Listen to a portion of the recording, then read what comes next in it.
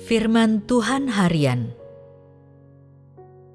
Dalam setiap tahap pekerjaan yang Tuhan lakukan di dalam diri orang, dari luar pekerjaan itu terlihat seperti interaksi antara orang-orang, seolah-olah lahir karena pengaturan manusia atau muncul dari campur tangan manusia.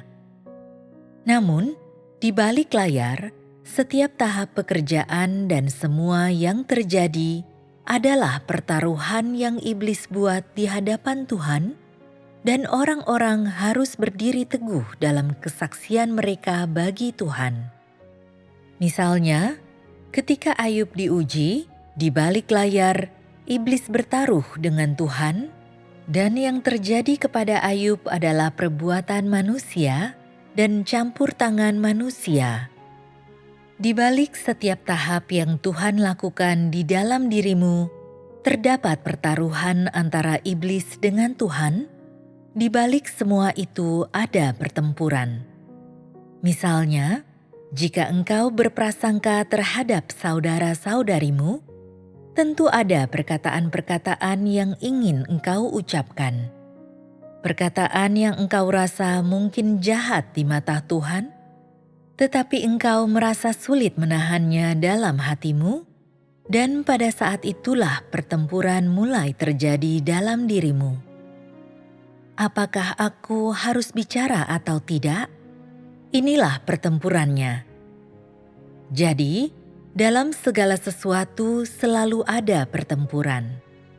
Ketika terjadi pertempuran dalam dirimu, berkat kerjasamamu dan penderitaanmu yang nyata, Tuhan bekerja dalam dirimu.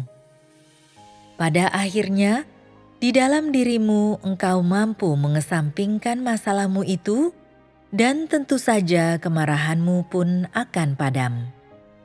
Itulah dampak kerjasamamu dengan Tuhan. Ada harga tertentu yang harus engkau bayar untuk segala upaya yang engkau lakukan.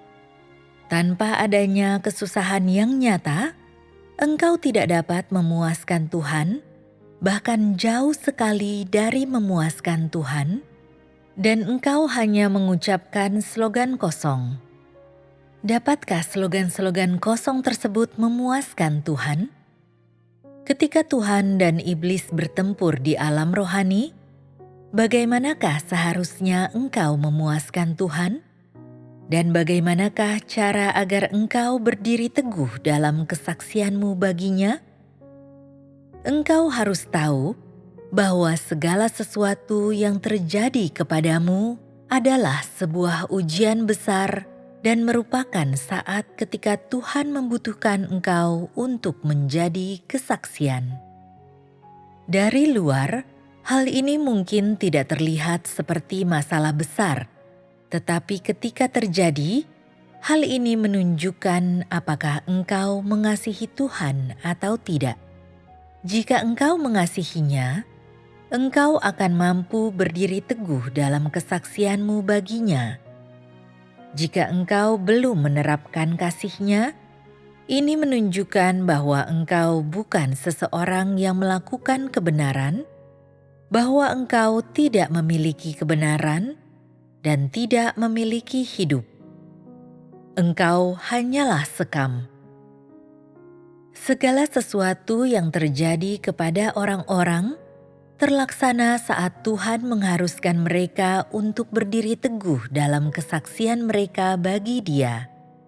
Belum ada kejadian besar yang terjadi kepadamu saat ini, dan engkau tidak memiliki kesaksian yang besar, tetapi setiap detil kehidupanmu sehari-hari adalah kesaksian bagi Tuhan.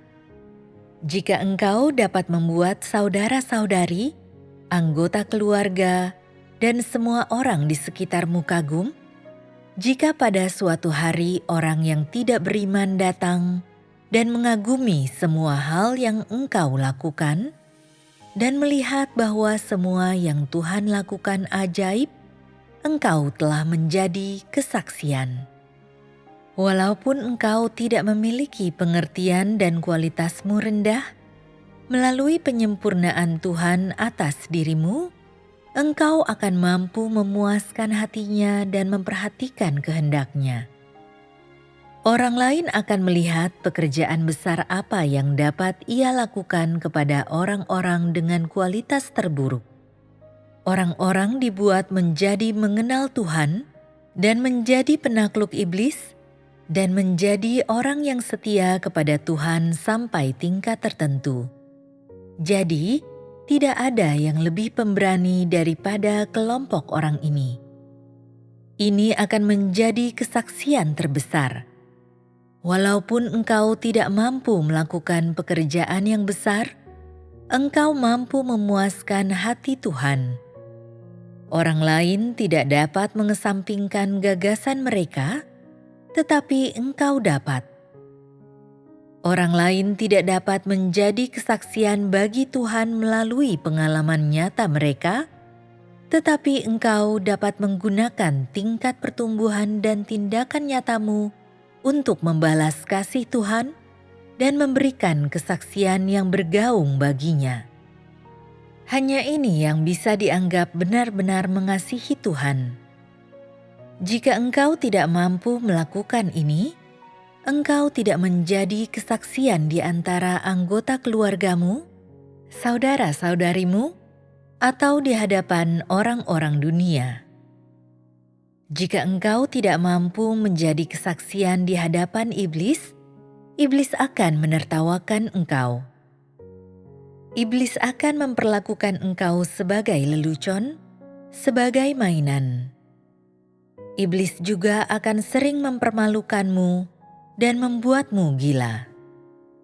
Di masa depan, ujian besar mungkin akan menimpamu, tetapi saat ini, jika engkau mengasihi Tuhan dengan hati yang murni, jika terlepas dari sebesar apapun ujian yang akan datang, terlepas dari apapun yang akan terjadi kepadamu, jika engkau mampu berdiri teguh dalam kesaksianmu, dan mampu memuaskan Tuhan, hatimu akan terhibur dan engkau tidak akan takut menghadapi ujian sebesar apapun di masa depan.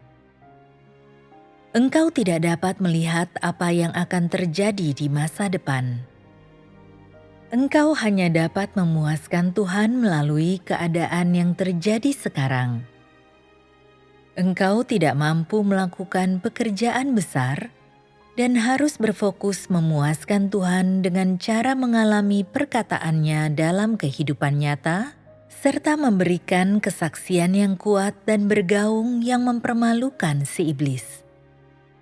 Walaupun dagingmu tetap tidak terpuaskan dan menderita, engkau akan memuaskan Tuhan dan mempermalukan iblis. Jika engkau selalu berlaku seperti ini, Tuhan akan membukakan jalan di hadapanmu. Ketika suatu hari nanti datang ujian yang besar, orang lain akan jatuh, tetapi engkau akan mampu berdiri teguh. Karena harga yang telah engkau bayar, Tuhan akan melindungimu sehingga engkau mampu berdiri teguh dan tidak jatuh. Jika sehari-hari engkau selalu melakukan kebenaran dan memuaskan Tuhan dengan hati yang sungguh-sungguh mengasihinya, Tuhan pasti akan melindungimu selama ujian di masa depan. Walaupun engkau bodoh, memiliki tingkat pertumbuhan yang rendah, dan kualitasmu rendah, Tuhan tidak akan membeda-bedakan engkau. Hal itu tergantung apakah motivasimu benar. Saat ini engkau mampu memuaskan hati Tuhan sebab engkau memperhatikan detil terkecil. Engkau memuaskan Tuhan dalam segala hal. Engkau memiliki hati yang sungguh-sungguh mengasihi Tuhan. Engkau memberikan hatimu yang tulus kepada Tuhan.